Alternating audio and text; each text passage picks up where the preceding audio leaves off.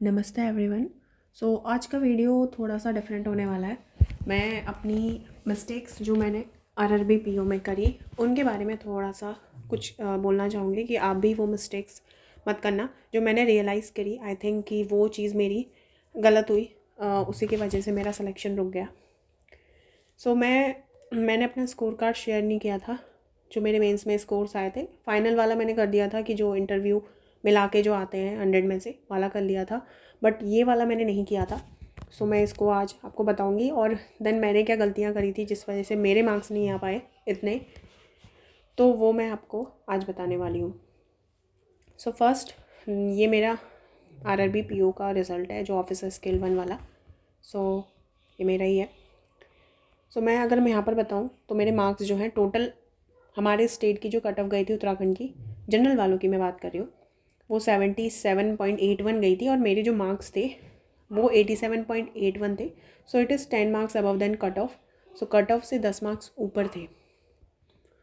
मेरे 10 ही मार्क्स ऊपर थे वैसे तो। 77.81, 87.81 मेरे मार्क्स थे। मेरे मार्क्स मैं इंडिविजुअली बताऊँ तो अपना, अगर मैं क्वांट से स्टार्ट करूँ तो क्वांट में मैंने 19 ही अटैम्प्ट किए थे और मेरे मार्क्स भी इसमें 19 के ही आए हैं, ऑप्टेन जो स्कोर मैंने किया है।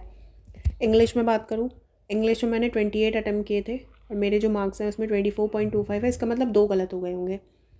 अगर मैं जीए की बात करूँ, जीए में मैंने 16 अटैम्प्ट किए थे, मेरे मार्क्स 14.75 है। यहाँ पर मेरा एक गलत हो गया होगा कोई। और कंप्यूटर में मैंने करे थे 22 अटैम्प्ट। कंप्यूटर में बहुत ज़्यादा मार्क्स गिरे हैं। और रीजनिंग में बात करूँ, यही सब्जेक्ट है वो रीजनिंग, जिसकी वजह से मेरा सब ख़राब हो गया। और रीजनिंग में मैंने 15 ही अटैम्प्ट किए थे, जिसमें से एक जो गलत हुआ, आई थिंक वो क्रिटिकल रीजनिंग वाला गलत हुआ होगा। तो मैं बताती हूँ मेरी मिस्टेक्स क्या क्या थी। सबसे पहली बात, मेरी मिस्टेक जो ये थी रीजनिंग में कि मैं केवल 15 ही अटैम्प्ट कर पाई। और एक किस वजह से हुआ, ये हुआ एक पज़ल की वजह से। आई थिंक एक पज़ल आई थी और ये पज़ल थी ईयर बेस्ड, एक पज़ल थी। एक ईयर बेस्ड पज़ल थी, मतलब मंथ बेस्ड पज़ल थी आई थिंक, जिसमें 2 डेट दी थी। उसमें मैं अटकी थी, वो मेरा क्वेश्चन बना नहीं था। और अगर वो बन जाता देन तो फिर मेरे 5 मार्क्स और ऐड हो जाते, बट वो बना नहीं। तो अब मैं रिग्रेट करने से कोई, अब तो कुछ हो भी नहीं सकता वैसे भी। तो मैं बस अपनी मिस्टेक ये बता रही हूँ आपको कि आप वो गलतियाँ ना मत करना। जैसे वो उस पज़ल में उस पज़ल में आई नो कि मैं स्टक हो गई हूँ, लेकिन मेरे पास इतना कम टाइम था उस टाइम कि मुझे लगा कि मैं बना लूँगी। और मैंने वो बनाने की कोशिश करी दोबारा। मैंने उसमें इतना ज़्यादा अपना टाइम वेस्ट किया कि वो उस पज़ल वो बनी नहीं लास्ट में। आई थिंक कोई कंडीशन मैंने गलत कर ली होगी या फिर कोई पॉसिबिलिटी नहीं बनाई होगी।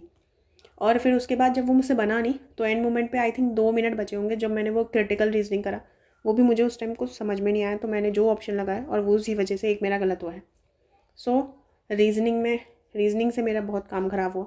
एक पज़ल की वजह से वो मैं उसमें स्टक हो गई तो सब ख़राब हो गया। मैं यही सलाह देना चाहूँगी, एडवाइस दूँगी आपको कि कोई अगर पज़ल अटक रही है, if you are stuck in any puzzle, तो जस्ट लीव। मैं खुद बोलते रहती हूँ ऐसा, मैं इवन मॉक टेस्ट में भी ऐसा ही करती हूँ कि जहाँ पर मैं थोड़ा सा भी स्टक हो जाऊँ तो मैं लीव कर देती हूँ। बट उस टाइम आई डोंट नो क्या हुआ, बट मैं वो पज़ल बनाने में लगी, दोबारा बनाने की कोशिश करी बट नहीं बना।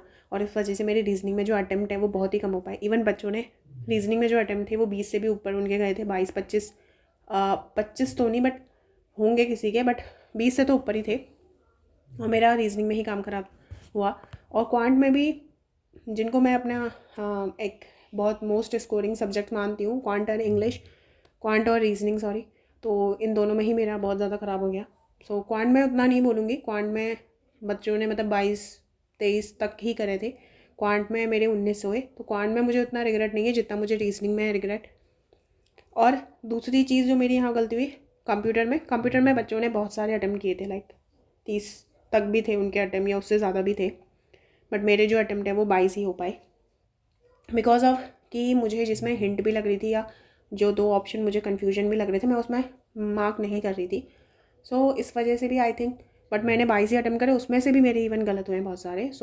इन दोनों सब्जेक्ट्स को, या बोलो तो इस सब्जेक्ट्स को, कंप्यूटर को मैंने बहुत ज़्यादा नेग्लिजिबल ले लिया।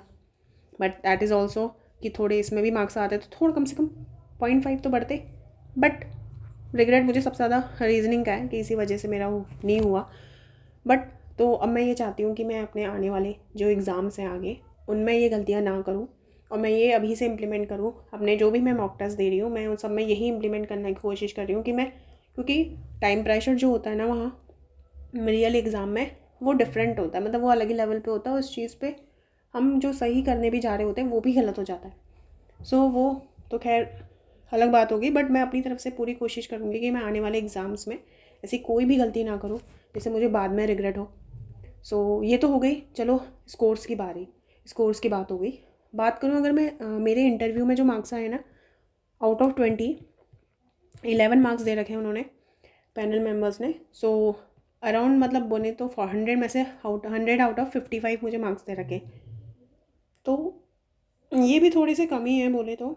और मैंने अपना RRB PO का इंटरव्यू भी शेयर किया था इसी चैनल पे, उतना अच्छा गया नहीं था, तो ये भी फिर भी सही है।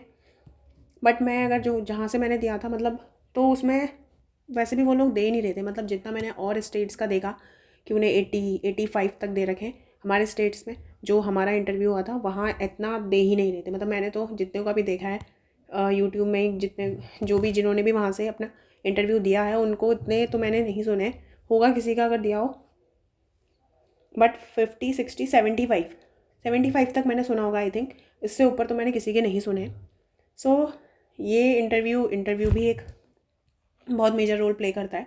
इंटरव्यू में भी अगर मेरे थोड़े मान लिया 13 भी या 12 भी आ जाते तो थोड़े से मार्क्स मेरे और बढ़ जाते, क्योंकि अगर मैं अपना फाइनल स्कोर में बताऊँगी ना, मैंने फाइनल स्कोर अपना बताया था। मेरे जो बने थे ना 100 में से out of 46 point something, I think 32 बने थे। यस। और कट ऑफ जो गई थी हमारे स्टेट की जनरल कैटेगरी से, वो 46.58 ही गई थी। तो बहुत ही कम डिफरेंस है, मतलब ये तो 0.26 का ही डिफरेंस है।